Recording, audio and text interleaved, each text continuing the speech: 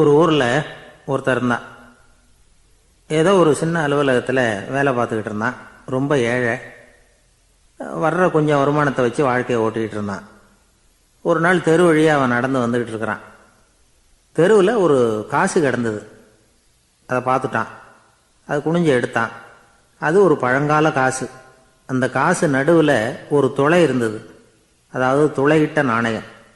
பழங்காலத்தில் புழக்கத்தில் இருந்த ஒரு நாணயம் அது. துளையிட்ட நாணயம் கிடைச்சதுன்னா ரொம்ப நல்லது, அது அதிர்ஷ்டம் அப்படின்னு ஒரு நம்பிக்கை உண்டு. இவன் கையில் அது கிடைச்சதும் ரொம்ப சந்தோஷப்பட்டான். இனிமேல் என்னுடைய கஷ்டம்லாம் தீரப்போகுது, அதிர்ஷ்டம் என்னை தேடி வரும், நான் பணக்காரன் ஆகிடுவேன் அப்படின்னு சொல்லிட்டு அந்த காசை தன்னுடைய கோட்டு பையில் பத்திரமா போட்டு வச்சுக்கிட்டான். அடிக்கடி அதை தொட்டு பார்த்துக்கிறது உண்டு, வெளியில் எடுக்க மாட்டான். இப்படியே கொஞ்ச காலம் ஆச்சு.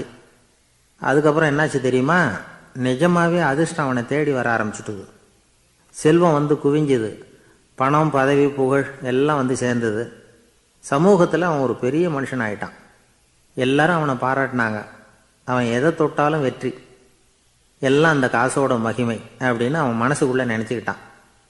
தினமும் காலையில் அந்த கோட்டை போட்டுக்கிட்டு தான் வெளியில் கிளம்புவான்.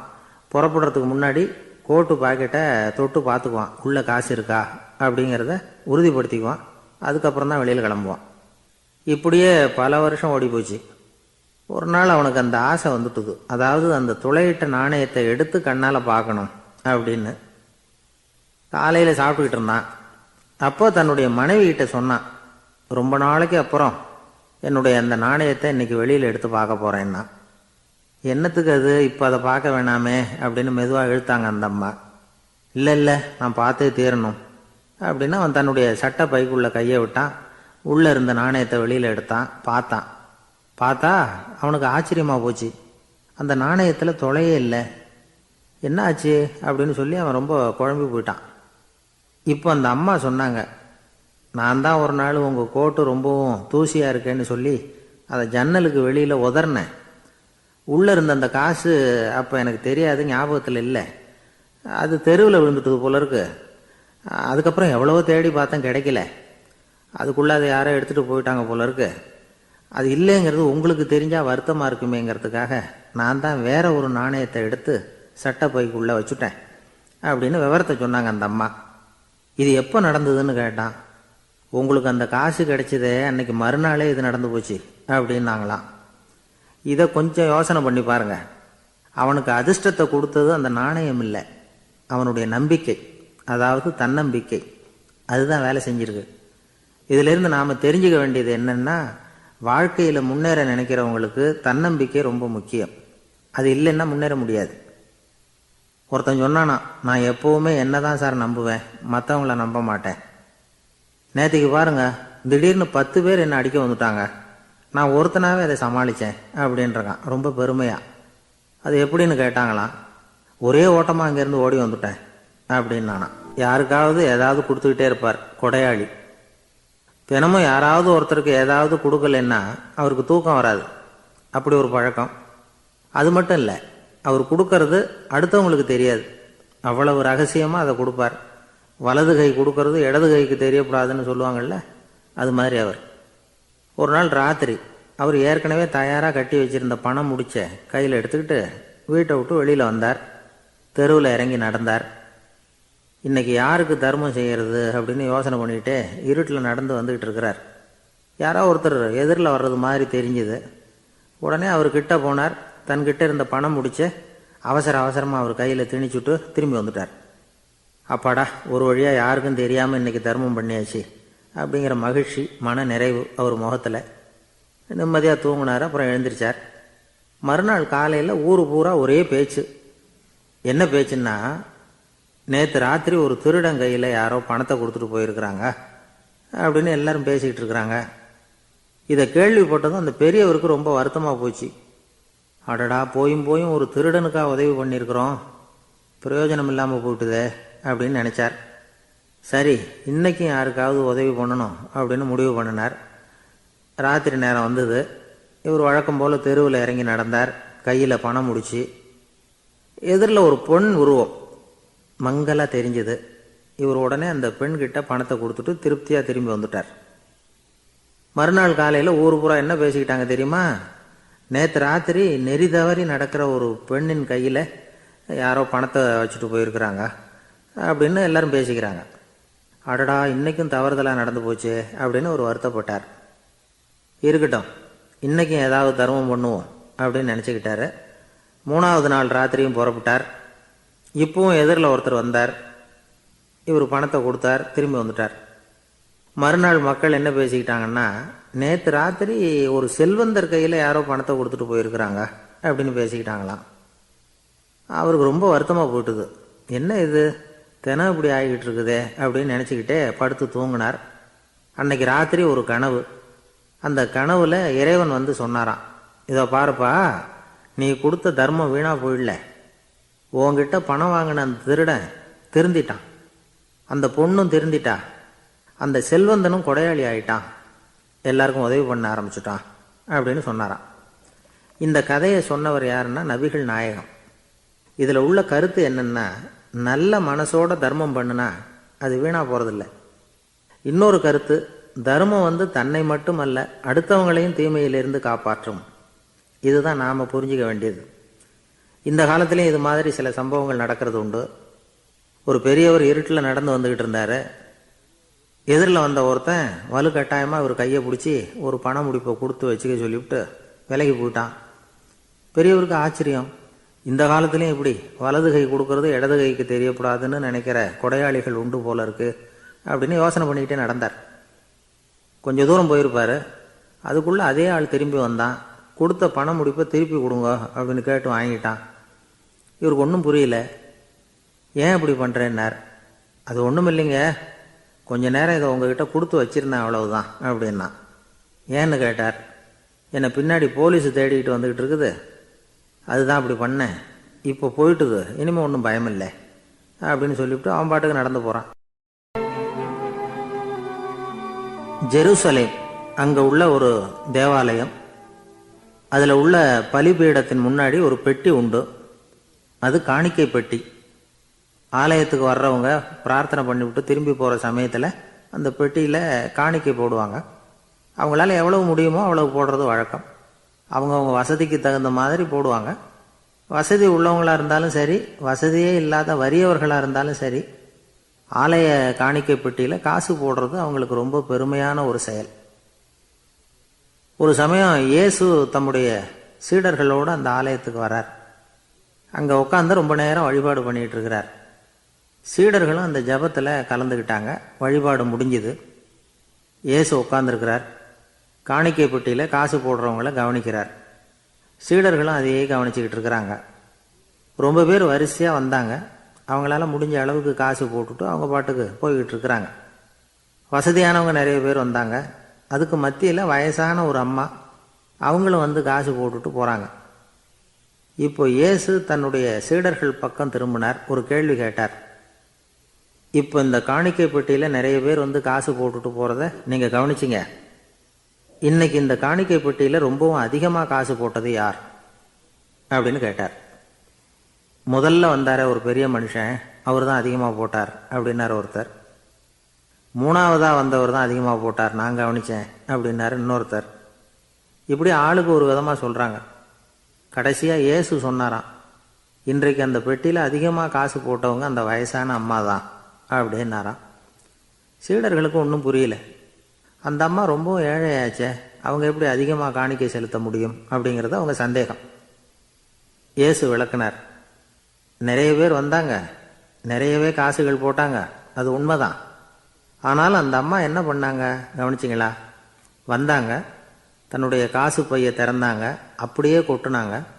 அதில் இருந்தது 2 காசுகள் தான். அந்த 2 காசும் காணிக்கை பெட்டியில் விழுந்துட்டுது.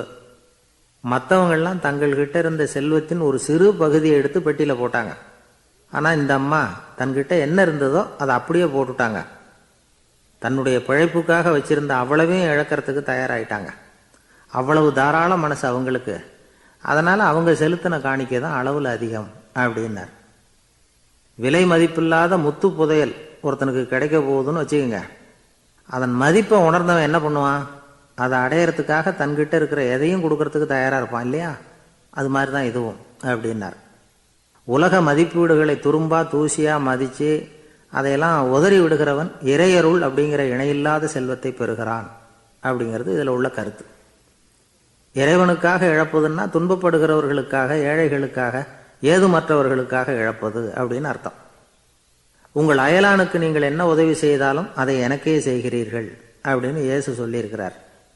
அடுத்தவங்களுக்கு உதவணுங்கிற குணம் இன்னைக்கு ரொம்ப குறைஞ்சி போச்சு.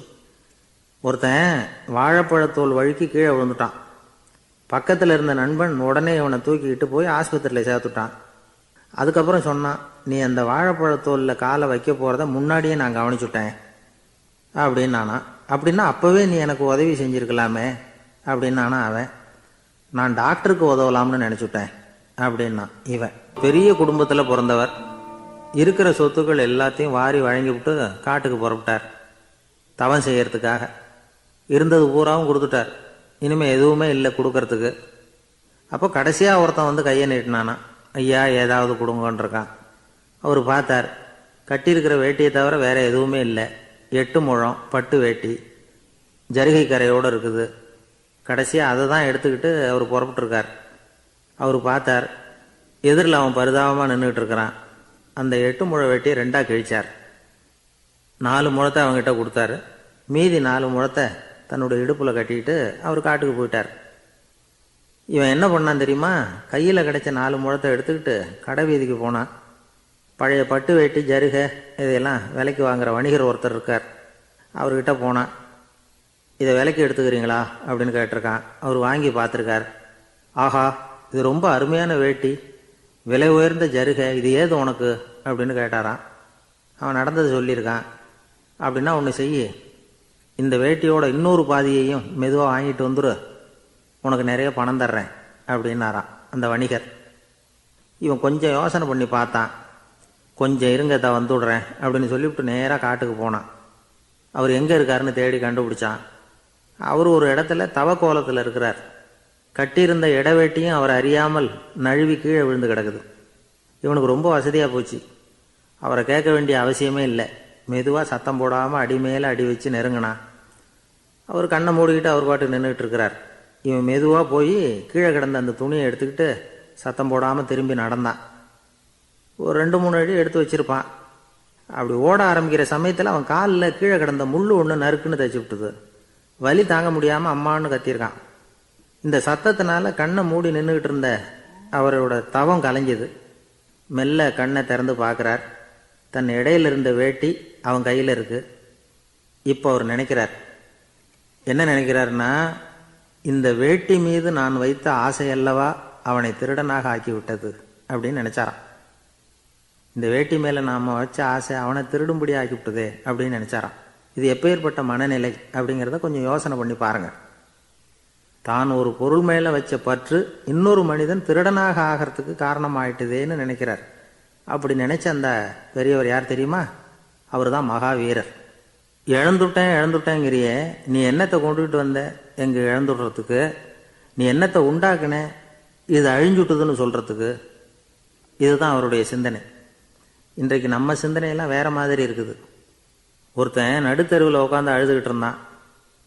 அந்த வழியாக வந்தவர் ஒருத்தர், ஏன்பா அழறேன்னு கேட்டாராம். 5 ரூபா சார், இந்த இடத்துல விழுந்துட்டுது, ரொம்ப நேரமாக தேடுறேன், கிடைக்காது போல இருக்கு அப்படின்னு சொல்லிவிட்டு அழறான். எப்போ தொலைஞ்சதுன்னு கேட்டாரான் அவர். அது எனக்கு தெரியாது சார், பணத்தை தொலைச்சவன் தேடி பார்த்துட்டு போயிட்டான், நான் அவனுக்கு பின்னாடி தேட வந்தவன் அப்படின்னு நானான் இவன். இந்த உலகத்தில் தான் மட்டும் வாழ்ந்தா போதும் அப்படின்னு நினைக்கிறவங்க உண்டு. தானும் வாழணும், அடுத்தவங்களும் வாழணும் அப்படின்னு நினைக்கிறவங்களும் உண்டு. முதல்ல சொன்ன வகையை சேர்ந்த மனிதர்கள் எப்படி தெரியுமா? எப்படியாவது தான் மட்டும் வாழ்ந்தால் போதுங்கிற நினைப்பு தான் எப்பவும் அவங்களுக்கு இருக்கும். தங்களுடைய வளர்ச்சிக்கு எது தடையாக இருந்தாலும் சரி, யார் தடையாக இருந்தாலும் சரி, அதை அழிச்சுட்டு தான் மறுவேலை பார்ப்பாங்க. அவங்கெல்லாம் பாவ காரியங்களுக்கு தயங்குறதே இல்லை. அப்படிப்பட்ட வாழ்க்கை அவங்களுக்கே இடைஞ்சல அமைஞ்சு விடுறது உண்டு. அதை விளக்கறதுக்கு ஒரு கதையும் உண்டு. ஒரு ஊரில் அப்படிப்பட்ட ஆள் ஒருத்தன் இருந்திருக்கான். நிறைய பாவங்களை செஞ்சவன். அதன் காரணமாக நரகப்படுகொழியில் விழுந்துட்டான். நரகப்படுகொழிங்கிறது ஒரு பெரிய கிணறு மாதிரி. ஏற்கனவே பாவம் செஞ்சவங்க நிறைய பேர் அதில் விழுந்து கிடக்குறாங்க. உள்ள ஏகப்பட்ட சத்தம், எல்லாம் அந்த பாவாத்மாக்கள் போடுற சத்தம். இப்போ விழுந்தானே இவனும் சத்தம் போட்டான். இவன் போடுற சத்தம் கொஞ்சம் அதிகமாக கேட்டுது. இந்த கிணத்துக்கு பக்கத்தில் புத்தர் உட்காந்துருக்கிறார். அவர் காதில் இவன் போடுற சத்தம் விழுந்தது. உடனே அந்த கிணத்தடிக்கு போனார். குனிஞ்சு பார்த்தார். சாமி என்னை காப்பாற்றுங்க அப்படின்னு கத்தனான் இவன். புத்தர் அவனை கொஞ்சம் கவனித்து பார்த்தார். மனித சமுதாயத்துக்கு அவன் என்னென்ன கெடுதல் பண்ணியிருக்கிறாங்கிற விவரம்லாம் அவர் மனக்கண்ணில் தெரிஞ்சது. அவருக்கு எல்லாம் புரிஞ்சு போச்சு. இருந்தாலும் அவனை காப்பாற்றுறதுக்கு ஏதாவது வழி உண்டா அப்படின்னு யோசித்தார். அவன் தன்னுடைய வாழ்நாளில் ஏதாவது நல்லது செஞ்சிருக்கானா அப்படின்னு பார்த்தார். ஒரே ஒரு சமயம் அவன் தன்னுடைய காலடியில் மிதிபட இருந்த சிலந்தியை மிதிக்காமல் தாண்டி போயிருக்கிறான். இந்த ஒரு காரியத்துக்காக அவனை கரையேற்ற முடியுமா அப்படின்னு நினைச்சார். அவ்வளவுதான். உடனே அவர் கையில் ஒரு சிலந்தி வந்து உட்காந்துதான். அதுகிட்ட இருந்து நூல் இழை வெளிவர ஆரம்பிச்சது. அந்த நூல் இழை கிணற்று ஆழம் வரைக்கும் அப்படியே நீண்டுகிட்டே போச்சான். புத்தர் பார்த்தார். இந்த நூலை பிடிச்சிக்கிட்டு மேலே ஏறி வா அப்படின்னார். என்னங்க சொல்றீங்க, இந்த சிலந்தி நூல் என்ன தாங்குமான்னு கத்துனான். எல்லாம் தாங்கும், அதை பிடிச்சிக்கிட்டு ஏறி வா அப்படின்னார். சந்தேகத்தோடவே அவன் அந்த நூல் இழைய பிடிச்சி இழுத்து பார்த்தான். ரொம்ப வலுவாக இருந்தது. அவனுக்கு ஆச்சரியம். அதை பிடிச்சிக்கிட்டே மெதுவாக மேலே ஏறி வர ஆரம்பிச்சிட்டான். பாதி தூரம் ஏறி வந்திருப்பான்.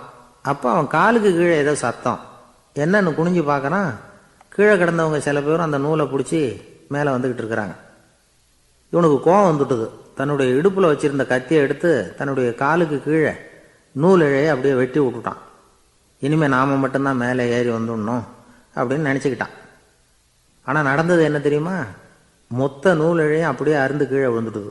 அவனும் பொத்துன்னு கீழே விழுந்துட்டான். மறுபடியும் கத்த ஆரம்பிச்சிட்டான். ஏற்கனவே அவன் செஞ்சிருந்த ஒரு சிறு கருணை அந்த நூல் இழைக்கு உறுதியை கொடுத்தது. இப்போ அவன் செஞ்ச பாவம் அந்த நூல் இழையை வலுவிழக்க செஞ்சுட்டுது. அடுத்தவங்களும் வாழணுங்கிற எண்ணம் அவனுக்கு இருந்திருந்தா இப்போ அவனும் கரையேறி வந்திருப்பான், மற்றவங்களும் சௌக்கியமாக வந்து சேர்ந்திருப்பாங்க. அதனால் நாமும் வாழணும், அடுத்தவங்களும் வாழணும் அப்படின்னு நினைக்கிறவன் வாழ்க்கையில் சீக்கிரம் முன்னுக்கு வந்துடுவான். ஒருத்தன் ஒரு டாக்டர்கிட்ட போனான். மருந்து வாங்கினான்.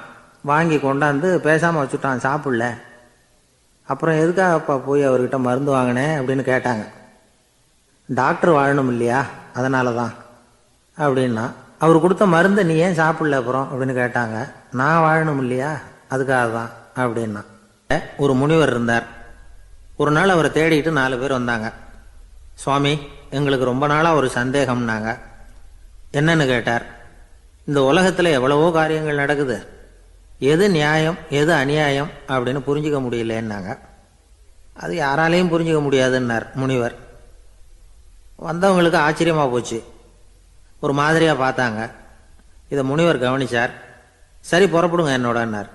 எங்கன்னு கேட்டாங்க. இப்போ உங்கள் 4 பேரையும் ஒரு புஷ்பக விமானத்தில் அழைச்சிட்டு போகிறேன். இந்த உலகத்தில் சர்வசாதாரணமாக நடக்கக்கூடிய ஒரு காட்சியை உங்களுக்கு காட்ட போகிறேன். நீங்கள் பார்க்க போகிற அந்த காட்சி நியாயமா அநியாயமா அப்படிங்கிறத என்கிட்ட சொல்லணும். நீங்கள் சரியான பதில் சொன்னால் புஷ்பக விமானத்தில் தொடர்ந்து பிரயாணம் பண்ணலாம். தவறான பதில் சொன்னால் இந்த புஷ்பக விமானம் உங்களை கீழே தள்ளி விட்டுரும் அப்படின்னார். 4 பேருக்கும் பயந்தான். இருந்தாலும் முனிவர் கூப்பிடுறாரே அப்படின்னு சொல்லி புறப்பட்டாங்க. அவங்க எல்லாரும் புறப்பட்டு ஒரு காட்டு வழியாக போய்கிட்டு இருக்கிறாங்க புஷ்பக விமானத்தில். அங்கே நடக்கிற ஒரு காட்சியை காட்டுறார் முனிவர். அதோ அங்கே பாருங்கன்னார். அந்த விமானத்தில் இருந்தபடியே எல்லாரும் கீழே குனிஞ்சு பார்க்குறாங்க. அங்கே ஒரு தாய் புலி அப்போ தான் குட்டி போட்டிருக்கு. குட்டிகளை ஈன்ற உடனே பசிக்கு இறை தேடி அந்த பக்கமாக வருது. அதே நேரம் ஒரு தாய் மான், அதுவும் அப்போ தான் குட்டி போட்டிருக்கு. அதுவும் இதே மாதிரி குட்டிகளை ஈன்ற உடனே பசிக்கு இறை தேடி அந்த பக்கமாக வருது. இப்போ அந்த புலி அந்த மானை அடித்து போட்டுவிடுது. அதுவும் சாப்பிடுது, குட்டிகளுக்கும் கொடுக்குது. இப்போ அந்த புலிக்குட்டிகள் முகத்தில் மகிழ்ச்சி, தாயை இழந்த அந்த மான் குட்டிகள் முகத்தில் துக்கம். இப்போ அந்த முனிவர் 4 பேர்கிட்டையும் கேட்குறார். நீங்கள் இங்கே பார்த்தீங்களே, இதில் எது நியாயம் எது அநியாயம், ஒவ்வொருத்தராக சொல்லுங்கள். உங்கள் பதில் சரியில்லைன்னா இந்த விமானம் உங்களை கீழே தள்ளி விட்டுரும், சொல்லுங்கள் பார்க்கலாம்னார். முதல்ல ஒருத்தன் சொன்னான், அந்த புலி செஞ்சது சரிதாங்க, அது பசிக்கு அதுதான் ஆகாரம், தன்னுடைய பசிக்கு தானே இறை தேடிக்கிட்டுது, அதில் என்ன தப்பு, அவ்வளவுதான், அதனால் புலி செஞ்சது நியாயம்தான் அப்படின்னா. அவ்வளவுதான், அந்த விமானம் அவனை அப்படியே கீழே தள்ளி விட்டுட்டுது. அதனால் அவன் கொடுத்த பதில் சரியில்லை அப்படிங்கிறது புரிஞ்சு போச்சு. இப்போ ரெண்டாவது ஆள் சொன்னான், புலி செஞ்சது பாவம், அந்த தாய்மான் என்ன தப்பு பண்ணிச்சு, இப்போ அந்த குட்டிகளுக்கு யார் ஆதரவு, அதனால் புலி செஞ்சது அநியாயம் அப்படின்னா. அவ்வளவுதான், அவனையும் கீழே தள்ளி விட்டுடுது அந்த விமானம். இந்த பதிலும் சரியில்லை அப்படின்னு ஆயிட்டுது. இப்போ மூணாவது ஆள் வந்தான். முதல்ல 2 பேர் கீழே விழுந்ததை பார்த்துக்கிட்டு இருந்தான். அதனால் அவன் சொன்னான், ரெண்டுமே நியாயந்தாங்க, புலி இறை தேடினதும் இயற்கை, அதுக்கு மான் இறையானதும் இயற்கை, அதனால் இதில் ஒன்றும் தப்பு இல்லைன்னா. அவ்வளவுதான், அவனையும் அந்த விமானம் கீழே பிடிச்சி தள்ளி விட்டுது. இப்போ நாலாவது ஆள் வந்தான். முனிவர் கேட்டார், நீயாவது சொல்லுப்பா, இந்த செயலில் எது நியாயம்னார். அவன் தெளிவாக பதில் சொன்னான். அதாவது என்ன சொன்னான்னா, எனக்கு தெரியல அப்படின்னா. அவனை விமானம் கீழே தள்ளலை, சௌரியமாக அழைச்சிட்டு போட்டுது. இவனும் பிரயாணம் சௌக்கியமாக பண்ணானான். ஆக இதுதான் சரியான பதிலுங்கிறத முனிவர் உணர்த்தினார். இந்த கதையிலிருந்து நாம் புரிஞ்சுக்க வேண்டியது என்னென்னா, இந்த உலகத்தில் எவ்வளவோ காரியங்கள் நடக்குது, அதெல்லாம் ஏன் அப்படி நடக்குதுங்கிறதுக்கு எப்பேற்பட்ட பண்டிதராலும் பதில் சொல்ல முடியாது. தெரியாததை தெரியாதுன்னு ஒத்துக்கிட்டா வாழ்க்கை பிரயாணம் சுகமாக இருக்கும். அதனால் தேவையில்லாத விஷயங்களை புரிஞ்சுக்கிறதுக்கு நேரத்தை செலவு பண்ணிகிட்டு இருக்கக்கூடாது. வாழ்க்கையை குழப்பிக்கக்கூடாது. வாழ்க்கைக்கு தேவையானது என்னவோ அதை மட்டும் புரிஞ்சுக்கிட்டா போதும். இந்த காலத்து ஆள் ஒருத்தன் ஒரு பெரியவரை தேடி வந்தான். ஐயா, ஒரு சந்தேகம்னா. என்ன உன்னுடைய சந்தேகம்னார். பகுத்தறிவுன்னா என்ன, விதின்னா என்ன அப்படின்னு கேட்டான். இதுக்கு அவர், இப்போ உன்னுடைய வலது காலை தூக்குன்னார். தூக்கினான். சரி, இப்போ உன்னுடைய வலது காலை கீழே இறக்காம உன்னுடைய இடது காலையும் தூக்குன்னார். தூக்கினான். பொத்துன்னு கீழே விழுந்துட்டான். பெரியவர் சொன்னார், உன்னால் ஒரு காலை தூக்க முடிஞ்சுது, அதுதான் பகுத்தறிவு. 2 கால்களையும் ஒரே சமயத்தில் தூக்குனா அடிபடும், அப்படிங்கிறது தான் விதி அப்படின்னு விளக்கம் கொடுத்தார். இவன் தன்னுடைய விதியை நொந்துக்கிட்டே இடுப்பை பிடிச்சிக்கிட்டு அங்கேருந்து நடந்து போயிட்டானான். ஒரே ஒரு ஊரில் ஒரு கோயில் இருந்தது. ரொம்ப பழைய கோயில். உள்ளே போகிறதுக்கே பயமாக இருக்கும். எந்த நேரத்தில் இடிஞ்சு விழுந்துருமோ அப்படிங்கிற பயம். அப்படி இருந்ததுனால யாரும் துணிஞ்சு சாமி கும்பிடுறதுக்கு அங்கே போகிறதில்ல. கோயிலுக்கு வர்ற கூட்டம் கொஞ்சம் கொஞ்சமாக குறைய ஆரம்பிச்சுட்டுது. கோயில் நிர்வாகிகள் எல்லாரும் கூடி உட்காந்து பேசினாங்க. என்ன பண்ணலாம்னு யோசனை பண்ணாங்க. எந்த இடம் மோசமாக இருக்கோ அந்த இடத்த பழுது பார்த்தாங்க. அங்கே எங்கே வர்ணத்தை பூசி கொஞ்சம் அழகுபடுத்தி பார்த்தாங்க. ஏதோ இந்த ஊரில் கோயில்னு ஒன்று இருக்குது, அது மக்களுக்கு தெரியணும் அப்படிங்கிறதுக்காகத்தான் இப்படிலாம் பண்ணாங்க. இருந்தாலும் கோவில் இருக்கிற நிலைமை மக்களுக்கு தெரியும். அதனால் அங்கே வர்றது குறைச்சிக்கிட்டாங்க அவங்க. ஒரு கட்டத்தில் யாருமே வர்றதில்லை. நிலைமை அந்த அளவுக்கு ஆயிட்டுது. மறுபடியும் கோவில் நிர்வாகிகள் கூட்டம் நடந்தது. இந்த கூட்டம் கூட கோயிலுக்கு உள்ளே நடக்கலை, இடிஞ்சு விழுந்துருமோங்கிற பயம். அதனால் வெளியில் தான் உட்காந்து கூட்டத்தை நடத்தினாங்க. ஏன்னா உள்ளே போகிறதுக்கு அவங்களுக்கும் துணிச்சல் கிடையாது. எந்த நேரமும் விழுந்துரும் போல் இருந்தது அது. அது வழியாக போகிறவங்க கூட வேகமாக அந்த இடத்த கடந்து போக ஆரம்பிச்சிட்டாங்க. கோவில் நிர்வாகிகள் வெளியில் உட்காந்து கூட்டம் போட்டாங்க இல்லையா, அந்த கூட்டத்தில் 4 தீர்மானங்களை நிறைவேற்றினாங்க. அது என்ன 4 தீர்மானம்னா, முதல் தீர்மானம், இந்த கோவிலை இடிப்பது அப்படிங்கிற முடிவை இந்த கமிட்டி மிகவும் வருத்தத்துடன் ஏற்றுக்கொள்ளுகிறது அப்படின்னு நிறைவேற்றினாங்க. இதுக்கு பதிலாக இன்னொரு கோவிலை உடனடியாக கட்டி முடிச்சுடணுங்கிறது 2வது தீர்மானம். 3வது தீர்மானம் என்ன தெரியுமா, பழைய கோவிலின் கதவுகள், அதிலிருந்து பிரித்து எடுக்கிற செங்கல், இதையே புது கோவில் கட்டுவதற்கு பயன்படுத்தி கொள்ள வேண்டியது. பழைய கோவில் இருந்த மாதிரியே அதே வடிவத்தில் புது கோவிலையும் கட்ட வேண்டியது. பழைய கோவிலின் அஸ்திவாரத்தை அப்படியே வச்சுக்கிட்டு அதுக்கு மேலே நாம் கோயிலை கட்டிக்க வேண்டியது. இதுதான் 3வது தீர்மானம். இதையும் கமிட்டி முழு மனசோடு ஏற்றுக்கிட்டது. இது வரைக்கும் சரி. இப்போ அந்த கமிட்டி 4வதாக ஒரு முக்கியமான தீர்மானத்தை கொண்டுகிட்டு வந்து அதையும் ஏகமனதாக நிறைவேற்றி விட்டது. அது என்ன தீர்மானம்னா, புதிய கோவில் கட்டி முடிக்கிற வரைக்கும் பழைய கோவிலை இடிக்கிறதில்லை அப்படிங்கிற தீர்மானம். எப்படி இருக்குது பாருங்க இது. பழசை இடிக்காத வரையில் அதே இடத்துல புதுசாக எப்படி கட்ட முடியும்? பல விஷயங்களில் நாம் நடந்துக்கிற முறையும் இப்படி தான் இருக்குதான். வாழ்க்கையில் முன்னேறணும்னு ஆசைப்படுவோம். அதே நேரத்தில் அந்த முன்னேற்றத்துக்கு எது தடையாக இருக்கோ அதை விட்டு விடுறதுக்கும் மனசு வராது. வெளிநாட்டில் ஒரு பெரிய விருந்து நடந்துக்கிட்டு இருந்துதான். எல்லாரும் மது கோப்பையும் கையுமா அலைஞ்சிக்கிட்டு இருக்கிறாங்க. ஒருத்தர் மட்டும் கையில் எதுவும் இல்லாமல் ரொம்ப நல்ல பிள்ளையா சாதுவா ஒரு ஓரமாக தனியாக உட்காந்துருக்கிறார். அவர்கிட்ட நெருங்கி வாங்க மது சாப்பிட்லாம் அப்படின்னு கூப்பிட்டாங்களாம். என்னை வற்புறுத்தாதீங்க, நான் என் மனசுக்குள்ள உறுதியாக தீர்மானம் பண்ணிவிட்டேன் அப்படின்னாராம். என்ன தீர்மானம் பண்ணியிருக்கீங்க அப்படின்னு கேட்டிருக்காங்க. ஏற்கனவே முழு போதையில் இருக்கும் பொழுது மறுபடியும் மதுக்கோப்பையை தொடரதில்லை அப்படின்னு தீர்மானம் பண்ணியிருக்கேன் அப்படின்னாராம். ஒரு ஊரில் ஒரு பெரியவர் இருந்தார். ஒரு நாள் அவரை தேடி ஒருத்தர் வந்தார். ஐயா, நான் கடவுளை பரிபூர்ணமாக நம்புகிறேன் அப்படின்னார். சரி, அந்த நம்பிக்கை உனக்கு எப்படி வந்ததுன்னு கேட்டார் இவர். அவர் சொல்ல ஆரம்பித்தார். ஐயா, எனக்கு கல்யாணம் ஆகி 10 வருஷம் ஆச்சு. ஆனாலும் குழந்தை பாக்கியம் இல்லை. அதுக்கு என்ன காரணமாக இருக்கும்னு நான் யோசனை பண்ணிகிட்டு இருந்தப்போ நண்பர் ஒருத்தர் ஒரு ஆலோசனை சொன்னார். உனக்கு மதப்பற்று இல்லை, எந்த கடவுளையுமே நம்ப மாட்டேங்கிற, அதுதான் காரணம். கடவுளை நம்பு, உனக்கு குழந்தை பாக்கியம் கிடைக்கும் அப்படின்னார். அவர் அப்படி சொன்னாரே தவிர எனக்கு சந்தேகம்தான். இருந்தாலும் அவர் சொன்னபடியும் நடந்து தான் பார்ப்போமே அப்படின்னு முடிவு பண்ணேன். கடவுளை நம்ப ஆரம்பித்தேன். அந்த வருஷமே அழகான ஆண் குழந்தை பிறந்தது. எல்லாம் இறைவன் அருள் அப்படின்னார்.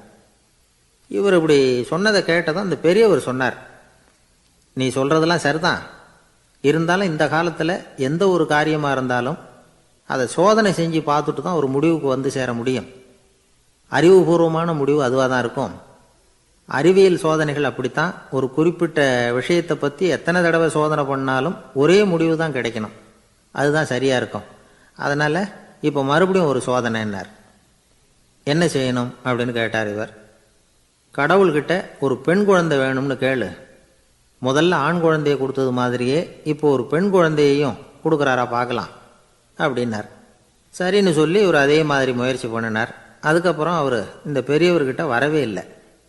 கொஞ்ச காலம் கழித்து இவரே அவரை தேடிக்கிட்டு போய் கதவை தட்டினார். அவர் கதவை திறந்தார். என்ன ஆச்சு, கடவுள் கண் திறந்தாரா அப்படின்னு கேட்டார். அவர், அந்த சமாச்சாரம்லாம் நமக்கு வேணாம் சார். முதல் தடவை அது ஏதோ தற்செயலாக ஏற்பட்ட ஒரு சாதகம். இப்போ நீங்கள் 2வது தடவை சொன்ன பிறகு தினமும் கடவுளை வேண்டிக்கிட்டு தான் இருக்கிறேன், ஒன்றும் நடக்கலை அப்படின்னார் ரொம்ப விரக்தியாக. ஒரே ஒரு தோல்வியில் உங்கள் நம்பிக்கையெல்லாம் பறந்து போயிட்டுது பார்த்தீங்களா அப்படின்னார் அந்த பெரியவர். எல்லாம் நல்ல விதமாக நடக்கிற வரைக்கும் நம்பிக்கை, எதிர்பார்த்தது தோல்வியில் முடிஞ்சுட்டுதுன்னா அவநம்பிக்கை. மற்றவர்கள் பேரில் வைக்கிற நம்பிக்கை எந்த நேரத்திலையும் விவகாரமாகி விடக்கூடிய சாத்தியம் உண்டு. நாம் நம்பிக்கை வைக்க வேண்டியது நம்மகிட்ட தான். நமக்குள்ளே இருக்கிறார் கடவுள். எனவே நம்ம பேரில் நாம் வைக்கிற நம்பிக்கை தான் உண்மையான கடவுள் பக்தி. நிபந்தனையற்ற நம்பிக்கையாக அது இருக்கணும். எல்லாம் நல்லபடியாக நடந்துக்கிட்டு இருந்தால் எந்த முட்டாளுக்கும் நம்பிக்கை வரத்தான் செய்யும் அப்படிங்கிறது ஒரு பெரியவர் கருத்து. தியானத்தின் மூலமாக தான் உனக்குள்ள ஆழமாக தோண்டுனா உன்னுடைய அடி ஆழத்தில் நம்பிக்கை வந்து அப்படி ஊற்றெடுக்கும், அதை பார்க்க முடியும் அப்படிங்கிறது பெரியவர்கள் சிந்தனை. ஒரு குழந்தை அப்பாவை பார்த்து என்னப்பா பண்ணுறேன்னு கேட்டுதான். பிரார்த்தனை பண்ணிகிட்டு இருக்கிறேன்னாராம் அப்பா. பிரார்த்தனை பண்ணுனா என்ன கிடைக்கும் அப்படின்னு கேட்டுதான் குழந்தை. எல்லாம் கிடைக்கும் அப்படின்னாராம் அப்பா. நீ வச்சிருக்கிறிய பேனா அது கூட கிடைக்குமான்னு கேட்டுதான் குழந்தை. கிடைக்குமேன்னு இருக்கார். அப்படின்னா அந்த பேனாவை என்கிட்ட கொடுத்துரு, நீ பிரார்த்தனை பண்ணி வேற பேனா வாங்கிக்கோ அப்படின்னு தான் அந்த குழந்தை. ஒரு குரு இருந்தார், ஜென் குரு. அவரை தேடிட்டு ஒரு மன்னர் வந்தார். வந்தவர் ஜப்பான் மன்னர். தோட்டக்கலையை பற்றி தெரிஞ்சுட்டு போகிறதுக்காக அவர் வந்தார். எப்படி தோட்டம் அமைக்கிறது அப்படிங்கிறத பற்றி அந்த குரு விவரமாக சொல்லி கொடுத்தாரு. 1 நாள் 2 நாள் இல்லை, 3 வருஷம் கற்றுக் கொடுத்தார். அதுக்கப்புறம் சொன்னார், நான் கற்றுக் கொடுத்துட்டேன், இனிமேல் நீங்கள் போகலாம், போய் தோட்டம் அமைக்கலாம். அதுதான் உங்களுக்கு பரீட்சை. தோட்டம் அமைச்ச பிறகு சொல்லி அனுப்புங்க, நான் வந்து பார்க்குறேன். நீங்கள் இங்கே என்னவெல்லாம் கற்றுக்கிட்டீங்களோ அதையெல்லாம் அங்கே செயல்முறையில் செஞ்சு காட்டுங்க அப்படின்னு சொல்லி அனுப்பி வச்சார். மன்னர் போனார். அரண்மனைக்கு பக்கத்திலேயே ஒரு பெரிய தோட்டத்தை உண்டு பண்ணினார். அழகான மரங்களையும் செடிகளையும் உருவாக்கினார்.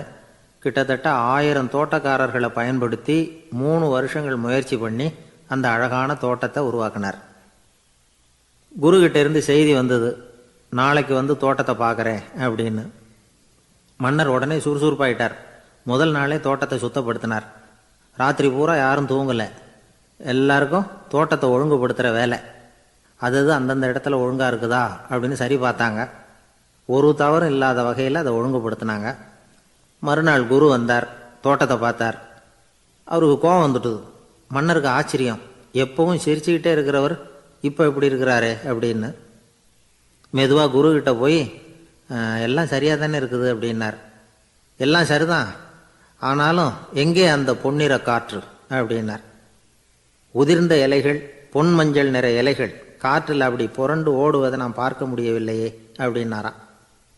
அது இல்லாமல் இந்த தோட்டம் உயிரோட்டம் உள்ளதாக இருக்காது, இதில் பாடல் இல்லை ஆடல் இல்லை, அதெல்லாம் இல்லாமல் இந்த தோட்டம் ரொம்பவும் செயற்கையாக தெரியுதேன்னாராம். மன்னர் இப்போ தான் யோசனை பண்ணார். கீழே கிடந்த காஞ்சி போன இலைகள் மட்டும் இல்லை, மரத்தில் இருந்த காஞ்சி போன இலைகளையும் அப்புறப்படுத்தி சுத்தமாக வச்சிருக்கிறார். இறப்பும் வாழ்க்கையினுடைய ஒரு பகுதி தான். மரணம்ங்கிறது வாழ்க்கைக்கு எதிரானது அல்ல, அதை நிரப்பும் ஒரு பகுதி தான் அது. மரணம் இல்லையில் வாழ்க்கையே இல்லை அப்படிங்கிறது பெரியவங்க கருத்து. இப்போ அந்த தோட்டம் அழகாக தான் இருக்குது, இருந்தாலும் அது ஒரு ஓவியம் மாதிரி உயிர் இல்லாமல் இருக்கு. குரு ஒரு வாளியை கையில் எடுத்துக்கிட்டார், தோட்டத்தை விட்டு வெளியில் போனார். ஏற்கனவே வீசி எறிந்த அந்த சருகுகளை எல்லாம் அள்ளி கொண்டுகிட்டு வந்தார். உள்ள எல்லா இடங்கள்லையும் அதை வீசினார். உடனே காற்று அந்த காய்ந்த சருகுகளையும் பழுத்த இலைகளையும் அசைக்க ஆரம்பிச்சுட்டுது. இப்போ அங்கே சலசல சத்தம், சங்கீதம், இலைகளின் நடனம், ஓவியம் மாதிரி இருந்த அந்த தோட்டத்துக்கு இப்போ உயிர் வந்துட்டுது. இதுதான் அந்த பொன்னான காற்று அப்படின்னாராம் குரு. மன்னருக்கு புரிஞ்சுது. மிகப்பெரிய ஜென் கேள்வி ஒன்று உண்டு. உம்மான் அப்படிங்கிற ஒரு பெரிய குருவை பார்த்து துறவி ஒருத்தர் கேட்டாராம், இலைகள் எல்லாம் கீழே விழுந்து மரங்கள் மொட்டையாக இருக்கும் பொழுது என்ன நடக்கும்? இதுதான் கேள்வி. இதுக்கு உம்மான் சொன்ன பதில் பொன்னான காற்று, தி கோல்டன் விண்ட் அப்படின்னாராம். இதுக்கு என்ன விளக்கம்னா, உன்னுடைய எண்ணங்கள் எல்லாம் உன்னுடைய மனசிலிருந்து கீழே விழுந்து உனது உள்ளுணர்வானது மொட்டையாக நிற்கும் நிலைதான் அது. உனது வேர்களின் அருகில் காற்று வீசுகிறது. எல்லா எண்ணங்களும் உன்னிலிருந்து வெகு தூரத்துக்கு புரண்டு கொண்டே சென்று விடுகிறது. நீ அவற்றை கடந்து விட்டால் நீ அவைகளுக்கெல்லாம் மேலெழுந்து கீழே பார்ப்பவனைப் போல நிற்க ஆரம்பித்து விடுவாய். அதுதான் தியானம் என்பது அப்படின்னு சொல்றாங்க. தியானம்ங்கிறது எண்ணத்துக்கு எதிரானதில்லை, தியானம்ங்கிறது எண்ணங்களை கடந்து செல்வது தான். அதுக்கப்புறம் நாம் பொன்னிற காற்றில் ஆட ஆரம்பிச்சிருவோம். இதுதான் பெரியவர்கள் சொல்றது. என்கிட்ட ஒருத்தர் தோட்டம் அமைக்கணும்னு யோசனை கேட்டு வந்தார். எல்லாம் சொல்லி கொடுத்தேன். செடிகள்லாம் செழிப்பாக வளரணும்னா வேர் காயாமல் பார்த்துக்குங்க, தினமும் தண்ணி விடுங்க அப்படின்னு சொல்லி அனுப்பி வச்சேன். ஒரு மாதம் கழிச்சு ஒரு தோட்டத்தை பார்க்கறதுக்காக போனேன். போய் பார்த்தா எல்லா செடியும் வாடி கிடக்குது. என்னங்க இப்படி பண்ணிவிட்டீங்கன்னு. நீங்கள் சொன்னபடி தான் செஞ்சேன்னார். என்ன செஞ்சீங்கன்னு கேட்டேன். வேறு காயாமல் பார்த்துக்க சொன்னீங்க, தினமும் ஒரு தடவை எல்லா செடியையும் ஒவ்வொன்றா பிடுங்கி பார்த்து வேறு காயாமல் இருக்கா அப்படின்னு பார்த்துட்டு அதுக்கப்புறம் தண்ணி பாய்ச்சினே, அவ்வளவுதான் அப்படின்னார். ஒரு ஊரில் 4 நண்பர்கள் இருந்தாங்க. 4 பேரும் சோம்பேறிகள். 4 பேருக்கும் எந்த வேலையும் செய்யறதுக்கு உடம்பு வளையறதில்லை. இருந்தாலும் சோம்பேறித்தனத்தில் ஒருத்தருக்கு ஒருத்தர் கொஞ்சம் வித்தியாசம் உண்டு. அதுக்கு தகுந்த மாதிரி அவங்களுக்கு பேர் அமைஞ்சு போச்சு. ஒருத்தன் கால் சோம்பேறி, இன்னொருத்தன் அரை சோம்பேறி, அடுத்தவன் முக்கால் சோம்பேறி, கடைசி ஆள் முழு சோம்பேறி. இவங்க 4 பேரும் நண்பர்கள். அப்புறம் எப்படி காரியம் நடக்கும்? 4 பேரும் ஒரு வீதியில் அப்படியே நடந்து போய்கிட்டு இருக்கிறாங்க. நல்ல பசி. எங்கேயாவது சோறு போடுவாங்களா அப்படின்னு பார்த்துக்கிட்டே வந்தாங்க. அவங்க வந்த வழியில் ஒரு ரூபா காசு கிடந்தது தரையில். அவங்க கண்ணில் அது பட்டுது. ஆனாலும் அதை குனிஞ்சு எடுக்கணுமே, அதுக்கு சோம்பேறித்தனம். முழு சோம்பேறி பார்த்தான். பக்கத்தில் வந்துக்கிட்டு இருந்த முக்கால் சோம்பேறிக்கிட்ட சொன்னானா, டேய் அதை கொஞ்சம் குனிஞ்சு எடுறா அப்படின்னானா. அவன் என்ன பண்ணான் தெரியுமா? அதுக்கு அடுத்தபடியாக வந்த அரை சோம்பேறிக்கிட்ட சொன்னானா, டேய் நீ அதை கொஞ்சம் குனிஞ்சு எடுறா அப்படின்னானா. அவன் இவனை விட மோசம், அடுத்தவங்கிட்ட சொல்லியிருக்கிறான். அவனும் குனியறதுக்கு தயாராக இல்லை. ஆக கூடி கடைசியில் யாருமே காசை எடுக்கலை. என்னத்துக்கு அனாவசியமாக உடம்ப வளைச்சிக்கணும் அப்படின்னு எல்லாரும் பேசாமல் வந்துட்டாங்க. அவங்க பாட்டுக்கு நடந்து வந்துக்கிட்டே இருக்கிறாங்க. எதிரில் ஒருத்தன் வாழைப்பழத்தை வண்டியில் வச்சு தள்ளிக்கிட்டே வந்தான். ரூபாய்க்கு 4 பழம்னு கூவி விற்றுக்கிட்டே வர்றான். இப்போ அந்த முழு சோம்பேறி சொன்னானா, டேய் வழியில் கிடந்ததை ரூபா, அதையாவது எடுத்துக்கிட்டு வந்திருந்தா இப்போ இந்த பழத்தை வாங்கி ஆளுக்கு ஒன்று சாப்பிடலாமே அப்படின்னானா. ஆமாம் சாப்பிட்ருக்கலாமே அப்படின்னாங்களாம் மற்றவங்களும். ஆனாலும் திரும்பி போய் அதை எடுக்கணும்னு யாருக்கும் தோணலை. பேசாமல் சோர்ந்து போய் நடந்து வந்தாங்களாம். இருட்டி போச்சு. வழியில் ஒரு கோவில். சரி இங்கேயே படுத்து தூங்குவோம் அப்படின்னா ஒருத்தன். அதுதான் சரின்னாங்க மற்றவங்களும். அப்படியே மண்டபத்தில் படுத்துட்டாங்க. கோவில் அர்ச்சகர் வேலையெல்லாம் முடிச்சுவிட்டு வெளியில் வந்திருக்காரு. இவங்கள பார்த்தாராம். ஏன் இப்படி சோர்ந்து போய் கிடக்குறீங்க அப்படின்னு விசாரிச்சிருக்கார். 2 நாளாச்சுங்க நாங்கள் சாப்பிட்டு அப்படின்னாங்களாம். அவர் உடனே ஐயோ பாவம் அப்படின்னு சொல்லி பானை, விறகு, அரிசி, தண்ணி எல்லாம் கொடுத்து நீங்களே சமையல் பண்ணி சாப்பிட்டுக்குங்க அப்படின்னு சொல்லிவிட்டு போயிட்டார். இந்த 4 பேருக்கும் சமையல் பண்ணி சாப்பிட்ணும்னு ஆசையாக தான் இருந்தது. ஆனால் அடுப்பு பற்ற வைக்கணுமே, அதுக்கு தீப்பெட்டி வேணுமே, தீப்பெட்டி இல்லை. இப்போ முழு சோம்பேறி ஆரம்பித்தான். அடுத்தவனை பார்த்து, டேய் கடைக்கு போய் ஒரு தீப்பெட்டி வாங்கிட்டு வாயேன் அப்படின்னு நானான். அவன் வழக்கம் போல் அடுத்தவங்ககிட்ட சொல்லியிருக்கான், அவன் அதுக்கு அடுத்தவங்ககிட்ட சொல்லியிருக்கிறான். கடைசியாக கால் சோம்பேறிக்கிட்ட வந்து சேர்ந்தது. அவனும் அது நம்மால் முடியாது அப்படின்னு பேசாமல் இருந்துட்டான். இப்போ தீப்பெட்டி வேணுமே, அதுக்கு என்ன பண்ணுறது? அவங்களுக்குள்ளே பேசி ஒரு முடிவுக்கு வந்தாங்களாம். அதாவது யார் முதல்ல வாயை திறந்து பேசுகிறாங்களோ அவங்க தான் தீப்பெட்டி வாங்கிறதுக்கு போகணும் அப்படின்னு. அவ்வளவுதான். உடனே 4 பேரும் வாயை கெட்டியாக மூடிக்கிட்டு படுத்துக்கிட்டாங்க. அவங்க சமையல் பண்ணி சாப்பிட்டாங்களா என்ன அப்படிங்கிறது அர்ச்சகருக்கு தெரியல. சரி பார்த்துட்டு வரலாமேன்னு வந்தார். வந்து பார்க்குறாரு, இவங்க 4 பேரும் அசையாமல் படுத்து கிடக்குறாங்க. அர்ச்சகர் பயந்துட்டார். ஒருவேளை பசி தாங்காமல் செத்து போட்டாங்களோ அப்படிங்கிற பயம், அல்லது நாம் கொடுத்த உணவுப் பொருளில் ஏதாவது விஷம் கலந்துருக்குமோ அப்படின்னும் பயந்தார். அப்படின்னா நம்ம மேலே பழி வந்துருமே அப்படின்னு நினச்சி நடுங்க ஆரம்பிச்சிட்டார். அப்புறம் அவரும் ஒரு முடிவுக்கு வந்தாராம். கோவிலுக்கு பக்கத்துலேயே ஒரு பெரிய குழி இருந்தது. அதில் ஒவ்வொருத்தரையாக இழுத்துக்கிட்டு போய் போட்டார். கொஞ்சம் மண்ணை தள்ளினார், காலால் மிதித்தார். அவர் மிதித்த மிதி ஒருத்தன் அடி வயத்தில் போட்டுவிட்டுது. அவன் உடனே வலி தாங்காமல் ஐயோ அம்மான்னு அலறினான். உடனே நடந்தது என்ன தெரியுமா? மற்ற 3 பேரும் துள்ளி எழுந்திரிச்சாங்களாம். அவனை பார்த்து, நீ தாண்டா தீப்பெட்டி வாங்க போகணும், நீ தாண்டா வாங்க போகணும், நீ தான் சத்தம் போட்ட அப்படின்னு சொல்லி ஆரம்பிச்சுட்டாங்களாம். அர்ச்சகர் பார்த்தார், இது பேய் மாதிரி தெரியுதுன்னு நினச்சிக்கிட்டு ஒரே ஓட்டமாக ஓடி போட்டாராம். கிராமப்புறங்களில் இப்படி ஒரு கதையை சொல்கிறது உண்டு. சோம்பல்ங்கிறது நம்ம முன்னேற்றத்துக்கு பெரிய தடை அப்படிங்கிறத நாம் புரிஞ்சுக்கணும். அதுதான் இந்த கதை சொல்கிற நீதி. ஒரு பள்ளிக்கூடத்தில் ஒரு புதுமையான போட்டி நடந்துதான். அதாவது சோம்பேறித்தனத்துக்கு பரிசு. அதில் 2வது பரிசு யாருக்குன்னு அறிவித்தாங்க. ஒரு பையன் எழுந்திரிச்சு மெதுவாக நடந்து போய் பரிசை வாங்கிட்டான். அடுத்தது முதல் பரிசு யாருக்கு அப்படின்னு அறிவித்தாங்களாம்.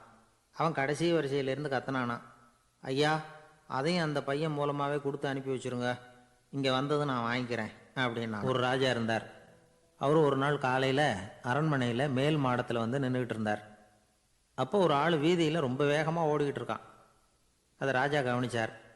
அவன் மனசில் ஏதோ ஒரு தவிப்பு இருக்குங்கிறத புரிஞ்சுக்கிட்டார். உடனே அரண்மனை சேவகர்களை கூப்பிட்டார். அந்த ஆளை இங்கே அழைச்சிட்டு வாங்க அப்படின்னார். இவங்க ஓடி போய் அந்த ஆளை அழைச்சிட்டு வந்தாங்க. மன்னர் முன்னாடி நிறுத்தினாங்க. மன்னர் அவனை நிமிர்ந்து பார்த்தார். எதுக்காக இவ்வளோ வேகமாக ஓடிக்கிட்டு இருக்கிற அப்படின்னு கேட்டார். இதுக்கு அவன் சொன்னான், மன்னா, நம்ம கோட்டையின் வடக்கு வாசல் இருக்கு இல்லையா, அது ஓரமாக ஒரு பெரிய பாறாங்கல் கிடக்கு. அதுக்கு அடியில் நான் ஒரே ஒரு வெள்ளி நாணயத்தை புதைச்சி வச்சுருக்கேன். அது இப்போ எனக்கு தேவைப்படுது. என்னுடைய மனைவிக்கு ஒரு பரிசு வாங்கி கொடுக்க வேண்டியிருக்கு. அதுக்காக தான் அவசரமாக ஓடிக்கிட்டு இருக்கிறேன் அப்படின்னா. மன்னர் யோசனை பண்ணார். அப்புறம் சொன்னார், அதுக்காகவா இப்படி ஓடுற? பரவாயில்ல, அதை பற்றி கவலைப்படாத. நான் உனக்கு 10 வெள்ளி காசுகள் தர்றேன், வாங்கிட்டு திரும்பி போ அப்படின்னார். இவன் தலையை சொரிஞ்சான். மன்னா, நீங்கள் கொடுக்கறத ரொம்பவும் மகிழ்ச்சியோடு வாங்கிக்கிறேன். இருந்தாலும் அதுக்கப்புறம் அந்த வடக்கு வாசலுக்கு போய் அங்கே இருக்கிற ஒரு நாணயத்தையும் எடுத்துக்கிட்டு போயிடுறேனே அப்படின்னு நான். இதை பாருப்பா, அந்த ஒரு நாணயத்தை மறந்துடு, உனக்கு 100 வெள்ளி நாணயங்கள் தரேன் இருக்கார். மன்னா, ரொம்ப மகிழ்ச்சி. உங்கள் மாதிரி தாராள குணம் வேற யாருக்கும் வராது. நீங்கள் கொடுக்குற 100 நாணயங்களையும் வாங்கிக்கிறேன். இருந்தாலும் வடக்கு வாசலுக்கு போய் அதையும் எடுத்துக்கிட்டா 101 ஆகிடுமே அப்படின்னு நானா. இதை பாருப்பா, அந்த ஒரு நாணயத்தை மறந்துடு, அது எக்கேடாவது கெட்டு போகட்டும். நான் உனக்கு 100 பொற்காசுகள் தரேன், அதையாவது வாங்கிட்டு வந்த வழியிலேயே திரும்பி போடுன்னாராம். தங்க நாணயங்களே தரேன்னு சொல்கிறீங்க, தாராளமாக வாங்கிக்கிறேன். இருந்தாலும் வடக்கு வாசலுக்கு போய் அப்படின்னு மறுபடியும் ஆரம்பித்தான். அரசர் வந்து பொறுமை இழந்துட்டார். கடைசியாக ஒரு முடிவுக்கு வந்துட்டார். இதை பாருப்பா, உனக்கு என்னுடைய ராஜ்யத்திலேயே பாதியை கொடுத்துட்றேன், அப்படியாவது திருப்தியாக திரும்பி போ அப்படின்னாராம். மன்னா, உங்களுடைய பெருந்தன்மைக்கு ஈடு இணையே கிடையாது. தேசத்திலேயே பாதி பிரித்து கொடுக்குறேன்னு சொல்கிறீங்க, அதனால் உங்ககிட்ட ஒரு சின்ன வேண்டுகோள் அப்படின்னானா. சொல்லுன்னாராம் மன்னர் ஆர்வமாக. இவன் மெதுவாக ஆரம்பித்தான். அப்படி இந்த ராஜ்யத்தை 2ஆக பிரிக்கிறப்போ அந்த வடக்கு வாசல் இருக்கிற பக்கத்தை என்கிட்டயே கொடுத்துருங்கோ அப்படின்னானா. மன்னர் அசந்து போயிட்டார். இந்த கதை எதுக்காகன்னு கேட்டால், மனம்ங்கிறது ஒரு குரங்குங்கிறத புரிஞ்சுக்கிறதுக்காகத்தான். உன்னை பிடிச்சிக்கிட்டா லேசில் விடாது. அப்படிப்பட்ட மனசை அறிவு தான் வழி நடத்தணும். அதில் தான் வாழ்க்கையின் வெற்றி அடங்கியிருக்குது. ஒரு சின்ன பையன் தெருவில் அழுதுகிட்டு இருந்தான். ஏன்பா அழுகுறேன்னு ஒரு பெரியவர் கேட்டார். ₹1 காசை இங்கே தொலைச்சுட்டேன் அப்படின்னா. சரி, அதுக்காக அழாத, அதுக்கு பதிலாக 10 ரூபா தரேன், இந்தா வச்சுக்கோன்னு கொடுத்தார். அந்த 10 ரூபாயை வாங்கி சட்டப்பையில் போட்டுக்கிட்டு அதை விட அதிகமாக சத்தம் போட்டு அழ ஆரம்பிச்சிட்டான். மறுபடியும் ஏன்டா அழறேன்னு கேட்டார் பெரியவர். அந்த 1 ரூபாயும் கிடச்சிட்டுதுன்னா இப்போ என்கிட்ட 11 ரூபா இருக்குமே, இப்போ 10 ரூபா தானே இருக்குது அப்படின்னு சொல்லிவிட்டு அழறான் ஒருத்தர். அவருக்கு ஜாதகத்தில் நம்பிக்கை உண்டு. அவரே ஜோசியம்லாம் பார்ப்பார். என்ன சார் இந்த காலத்தில் இதையெல்லாம் நம்பிக்கிட்டு இருக்கீங்களே அப்படின்னு கேட்டால், உங்களுக்கு ஒன்றும் தெரியாது சார், இந்த உலகத்தில் ஒவ்வொருத்தரும் அவங்கவங்க செய்கிற நல்லது கெட்டதுக்கு தகுந்த பலனை அனுபவிச்சே தீரணும்பார். அது மட்டும் இல்லை, ஒருத்தர் செத்துட்டா கூட அவன் செஞ்ச பாவ புண்ணியங்கள் கூடவே போய்கிட்டு இருக்கோம்பார். அது எப்படி கூட போவோம் அப்படின்னு குதர்க்கமாக கேட்டால், அதுக்கு அவர் ஒரு கதை சொன்னார். அது ரொம்ப சுவாரஸ்யமாக இருந்தது. அது என்ன கதைன்னா, ஒரு ஊரில் ஒருத்தர் இருந்தாராம்.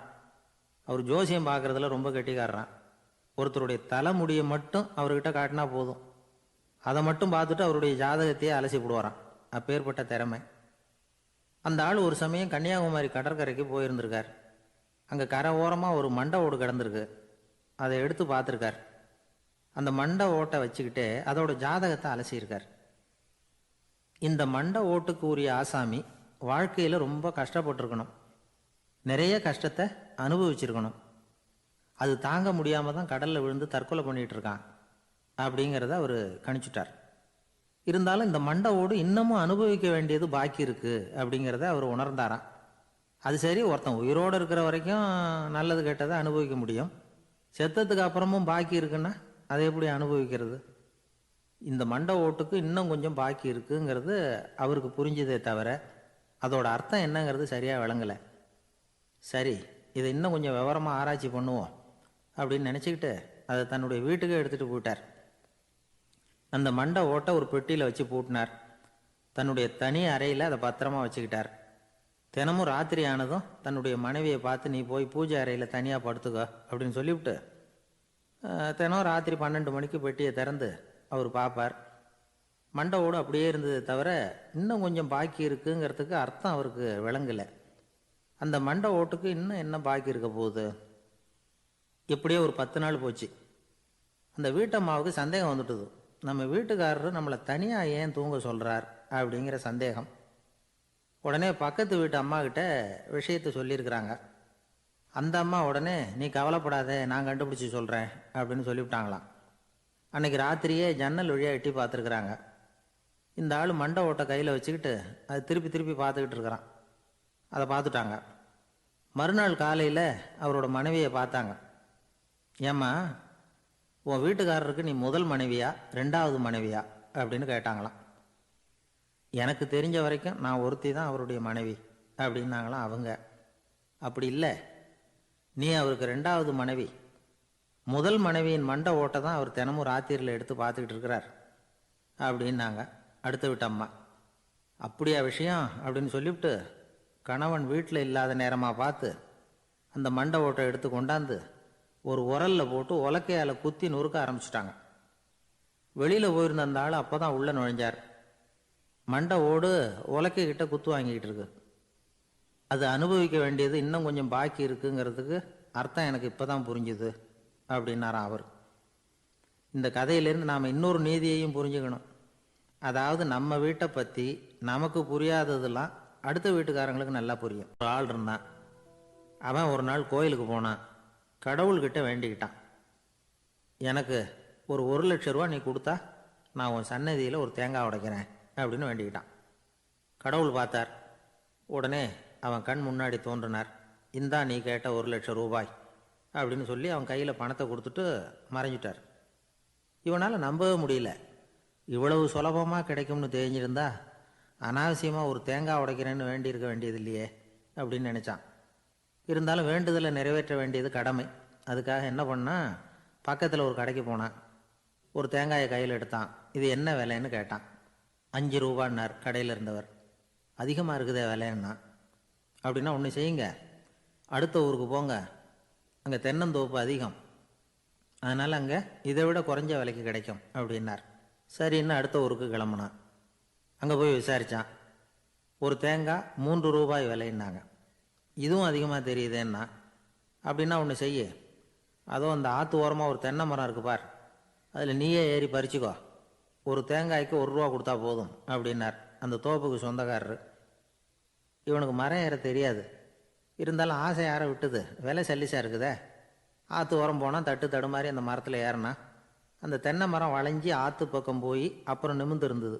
அதாவது மரத்தின் உச்சி சரியாக ஆற்றுக்கு நடுவில் இருந்தது. ஆற்றுல வெள்ளம் கரைபுரண்டு ஓடிக்கிட்டு இருக்கு.